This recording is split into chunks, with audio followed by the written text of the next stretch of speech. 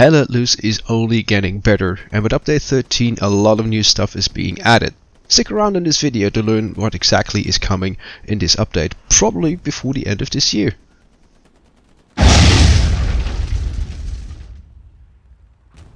But first, allow me to welcome you back to the channel. I'm DGW. If you like this style of videos, leave a like on it and maybe subscribe to the channel if you want to stay updated on anything about Hell Let Loose.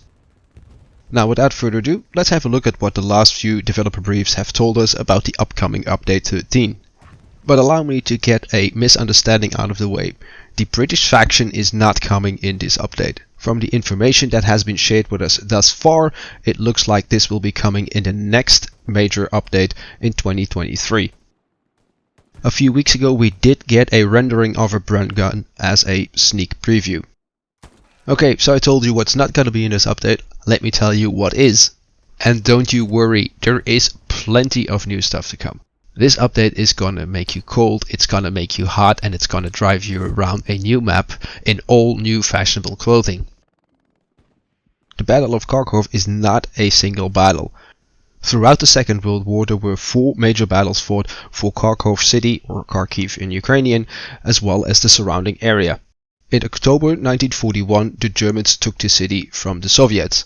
In the Second Battle of Kharkov in May 1942 the Soviets attempted to take it back. In February 1943 the Germans took it back from the Soviets, and finally in August 1943 the Soviets recaptured the city of Kharkov. As for Hell Let Loose, we will be fighting in a winter wonderland in October 1941, aka the first battle for Kharkov. Kharkov will be like Kursk and Stalingrad having a baby, with wide open fields, urban combat, industrial complexes, forests and marshlands, all set in a cold winter environment. With Kharkov we are finally getting a new winter map, and so it is time that the developers add in some more clothing that suits us to that cold environment and gives us much better camouflage or concealment, if you will, in such an environment. And thus all factions will be receiving winter clothing in fashionable white. Up next, the developers thought, you know what, in such a cold environment it would be nice to start a fire. And thus we are finally getting flamethrowers as well as molotovs. These spicy hot new weapons will be distributed among the factions that had access to them in the Second World War. Meaning the US will be getting the M2-2 flamethrower, the Germans will be getting the Flammenwerfer 41, and the Soviets will have to make do with a bottle of vodka and a piece of cloth. Which seems like a waste of good vodka if you ask me.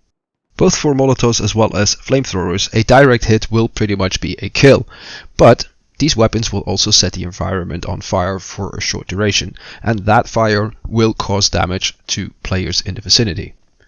The Molotov cocktails, available for support level 6 and assault level 9 for the Soviet faction, will pretty much function just like a grenade. Light, aim, throw, boom. Molotovs will not set the surroundings on fire for as long as a flamethrower will. But clearing out trenches as well as buildings will be a lot easier and a lot crispier than it was before. I assume the loadout will contain 2, maybe 3 or 4 Molotov cocktails, but this may even vary per selected role. The flamethrowers available for the US and German factions will only be available for support level 10. These weapons will hold about 20 seconds of ammo and will then need to be replenished. How you can reload these is not entirely clear yet, whether that's gonna be at a normal ammo box, a ordnance box or even a fuel node. We will probably learn in the upcoming PTE or in the days thereafter for the next developer briefing.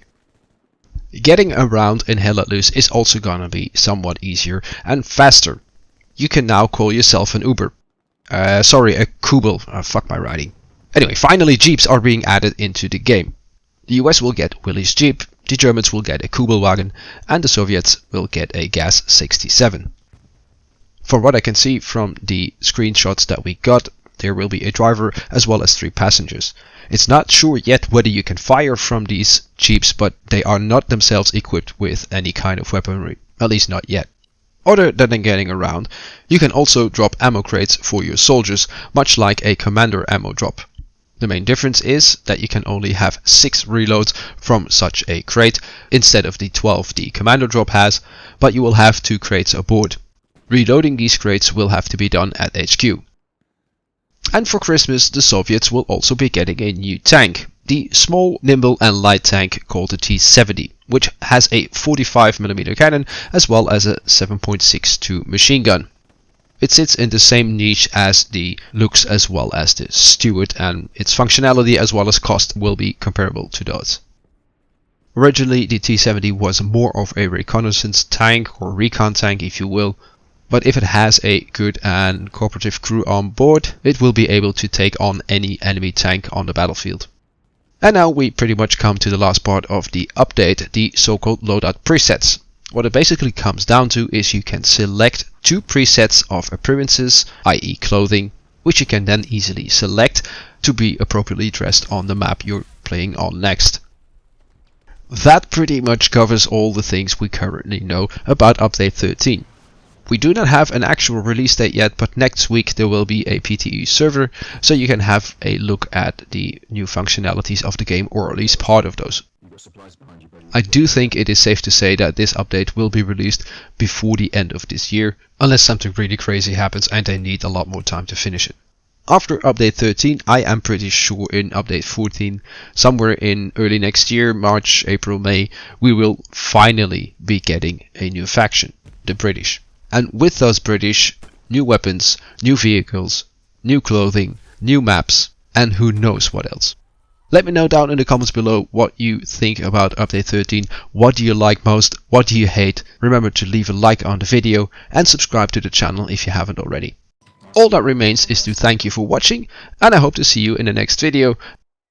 And if you see me running around on the battlefield, or probably mostly dying on the battlefield, feel absolutely free to give me a shout out.